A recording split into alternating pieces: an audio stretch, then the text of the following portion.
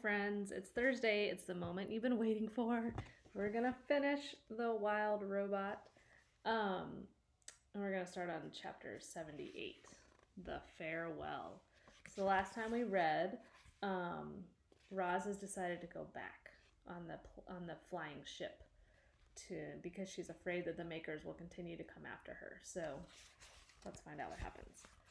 The farewell.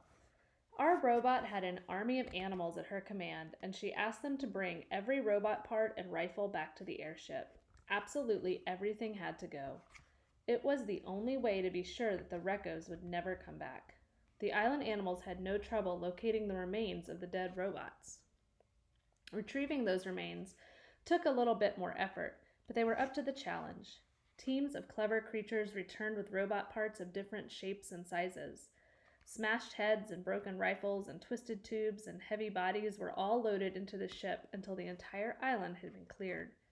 Even the tiniest scraps were collected. It's amazing what an army of animals can do. A light mist was falling when they finally heaved Roz through the ship's doorway. Her head slowly turned around to face the crowd of geese and beavers and owls and insects and foxes and raccoons and vultures and moose and bears and possums and fish and deer and otters and turtles and woodpeckers and squirrels and frogs and hares and on and on. Every animal on the island had come to give the robot a proper send-off. "Goodbye, you wild animals," Roz's voice echoed through the gray mist. The wild animals smiled, and then a few of them started to roar. Then more started to screech. Then more started howling and chirping and grunting. Soon every creature was hollering goodbye to Roz. The chorus of wild voices grew louder and louder, shaking the robot's body, rattling the ship, booming across the island and up into the clouds. And then their voices gradually died down to silence. Brightbill fluttered up to his mother's shoulder. You understand why I must leave," said the robot. "I understand," sniffled the goose. "More Reccos could be headed here right now. I just don't know. There is so much I don't know. I think it is time I get some answers." "Will I ever see you again?" said Brightbill, wiping his eyes. "You are my son, and this is my home," said Roz. "I will do everything in my power to return." Brightbill hugged his mother's worn face. "I love you, Mama. I love you, son." The goose fluttered back to his flock. The robot took one last look at her home. The door hummed closed. Chapter 79, The Departure. You can see here the airship is flying away from the island.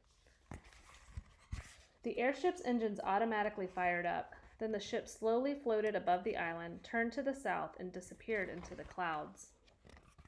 Chapter 80, The Sky. Our story ends in the sky, where a robot was being whisked away from the only home she had ever known. As Roz sat in the airship, broken and alone, and speeding toward a mysterious future, she looked back at her miraculous past. Reader, it must seem impossible that our robot could have changed so much. Maybe the Reccos were right. Maybe Roz really was defective, and some glitch in her programming had caused her to accidentally become a wild robot. Or maybe Roz was designed to think and learn and change. She had simply done those things better than anyone could have imagined. However it happened, Roz felt lucky to have lived such an amazing life, and every moment had been recorded in her computer brain. Even her earliest memories were perfectly clear. She could still see the sun shining through the gash in her crate. She could still hear the waves crashing against the shore. She could still smell the salt water and the pine trees. Would she ever see and hear and smell those things again? Would she ever climb a mountain or build a lodge or play with a goose?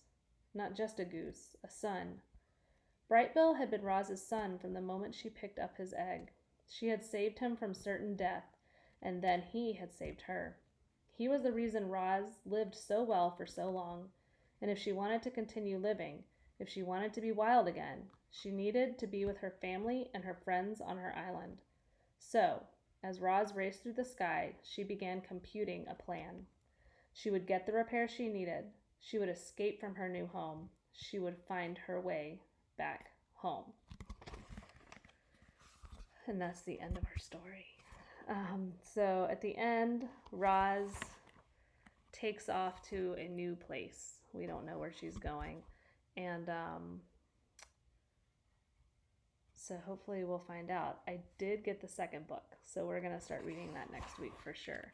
But we'll talk about what you guys thought of The Wild Robot. If you liked the ending, if you like how it ended, on Friday in our Zoom. So tomorrow during our Zoom, we'll do a directed drawing. We're going to actually draw Roz. And we're going to talk about the next part of the book and how you guys thought this one went and some other stuff. Okay, so I'll see you guys tomorrow. I hope you have a wonderful Thursday. Bye.